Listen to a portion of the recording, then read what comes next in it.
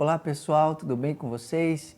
Hoje novamente estamos aqui para colocar os nossos olhos sobre o livro de Romanos e hoje o capítulo 8, 9 e 10. O capítulo 8 é um capítulo extraordinário das Escrituras e certa vez eu vi um homem de Deus falar que se ele caísse em um lugar deserto e ele pudesse escolher uma porção das Escrituras para colocar os seus olhos nesse lugar, ele certamente escolheria Romanos 8. Alguns teólogos chegam a chamar Romanos 8 do Pentecostes de Romanos, porque fala sobre o Espírito de Deus mais de 15 vezes. Olha que coisa interessante, o capítulo 7, Paulo está falando dessa guerra contra o pecado e que ele não consegue se desvencilhar do pecado, ele de alguma maneira se depara com a lei santa, justa e boa de Deus e ele não consegue satisfazer as exigências dela e ele agora se sente então perdido e ele termina o capítulo 7 dizendo: miserável homem que sou, quem me livrará do corpo dessa morte? Mas olha que interessante, no capítulo 8 ele começa falando assim, é como se o apóstolo Paulo estivesse em meio ao deserto e encontrasse um bálsamo de água fria. E ele diz: portanto, agora já não há condenação para os que estão em Cristo Jesus. Olha que coisa poderosa. Se estamos em Cristo Jesus, os nossos pecados foram perdoados, não há mais condenação, não há mais, de alguma maneira, a gente não está mais sob esse jugo do pecado. Mas quero te dizer algo, é para aqueles que estão em Cristo Jesus. Toda pessoa que ainda não está em Cristo Jesus, que ainda não entregou sua vida a Jesus Cristo, há sobre ele ainda condenação. A Bíblia vai dizer: quem crê em Jesus Cristo tem vida eterna, mas quem não crê já está condenado. Por isso quero dizer a você, se você ainda não entregou sua vida a Cristo, há condenação sobre sua vida, e para que você seja livre de condenação, Jesus Cristo é o caminho. E olha que coisa mais poderosa, no versículo 2, ele fala que a gente não somente é livre de condenação, mas também é livre do pecado. Não somos mais escravos do pecado, porque estávamos debaixo da lei do pecado e da morte. Ou seja, todo aquele que nasce em Adão está sobre a lei do pecado e da morte e de alguma maneira não consegue satisfazer as exigências da lei e por isso se encontra numa condição complicada, escravo do pecado, e o que o espera é a morte. Mas agora, pelo que Cristo fez, pela obra de Cristo na cruz do Calvário, porque Jesus Cristo agora toma o nosso lugar e quando Ele morre, nós morremos com Ele. Quando Ele cumpre a lei, nós cumprimos a lei nele.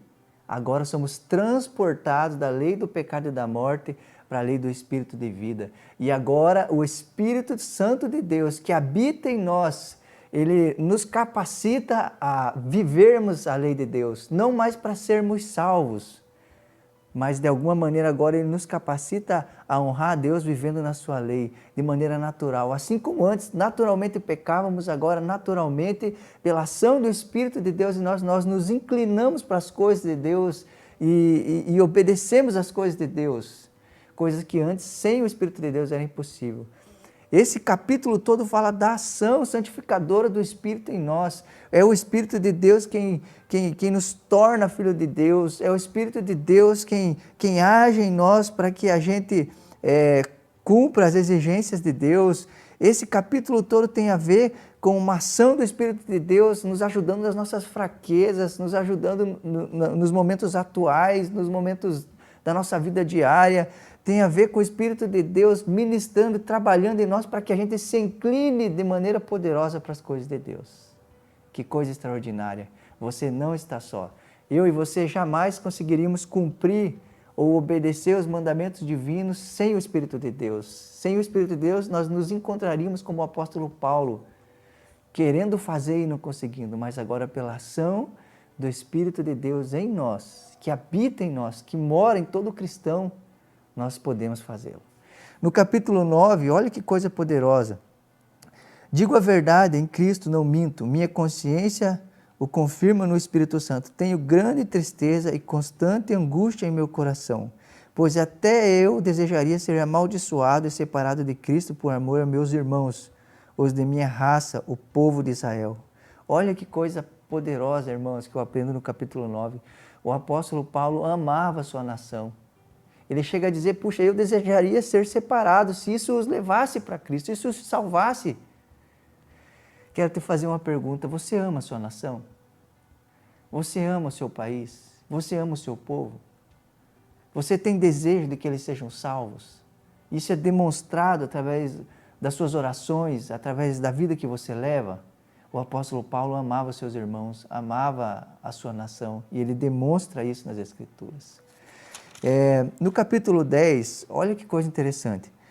Irmãos, desejo do meu coração e a minha oração a Deus pelos israelitas é que eles sejam salvos. Posso testemunhar que eles têm zelo por Deus, mas o seu zelo não se baseia no conhecimento, porquanto ignorando a justiça que vem de Deus e procurando estabelecer a sua própria, não se submetem à justiça de Deus. Olha que coisa interessante. Ele está falando que os judeus, seu povo, tem zelo por Deus. De certa forma ama a Deus, mas de alguma maneira está querendo fazer o seu próprio caminho, estabelecer seu próprio trajeto. Quantas pessoas talvez não se encontram assim, que de certa forma têm zelo por Deus, mas que não querem de alguma maneira se submeter ao que Deus quer e espera, e estão forçando um caminho para si, fazendo um carreiro que não tem nada a ver com o que Deus espera. Por que isso? Porque não é sobre fazer, é sobre crer. Olha o que diz as Escrituras. Se você confessar com sua boca que Jesus é o Senhor e crer em seu coração que Deus o ressuscitou dentre os mortos, será salvo. Olha que coisa poderosa. Todo aquele que confia jamais será envergonhado. Todo aquele que invocar o nome do Senhor será salvo. Não é sobre fazer, é sobre crer. Não é sobre seguir passinhos ou caminhar por certos caminhos e isso vai me levar a de alguma maneira, ser salvo. Não é sobre fazer. Não é sobre o que nós fazemos, é sobre o que Cristo fez do início ao fim. E quando nós nos deparamos, nos lançamos nisso, entregamos a nossa vida a Cristo, confiando somente nisso, somos salvos. E olha o que diz aqui no versículo 14. Como, pois, invocarão aquele em quem não creram? E como crerão naquele que não ouviram falar? E como ouvirão se não houver quem pregue? E como pregarão se não forem enviados? Como está escrito, como são belos os pés dos que anunciam as boas novas. Aqui Paulo está falando que para as pessoas crerem, elas precisam ouvir. E para que elas escutem, tem que ter pregadores, pessoas que proclamem essa mensagem. Para que eles preguem, eles precisam ser enviados. E aqui, de alguma maneira, Paulo está envolvendo esses irmãos, os romanos, nessa obra missionária de pregar o Evangelho, de falar, olha, para que as pessoas sejam salvas, elas precisam ouvir o Evangelho, elas precisam escutar o Evangelho. E para que isso aconteça, nós precisamos nos dispor a ele. Quero dizer a você, perto de você, há pessoas necessitando de Cristo.